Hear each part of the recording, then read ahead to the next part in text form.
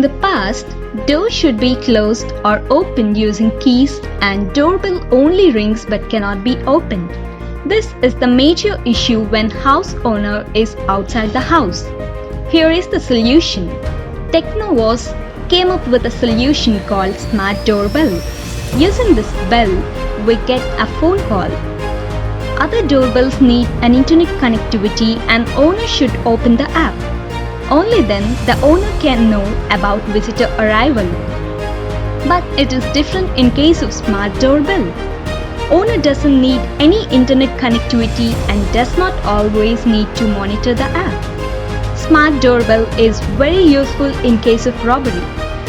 When a person tries to open the door forcefully, then an emergency call will be sent to the owner, so that owner will come to know that a thief has come to the home.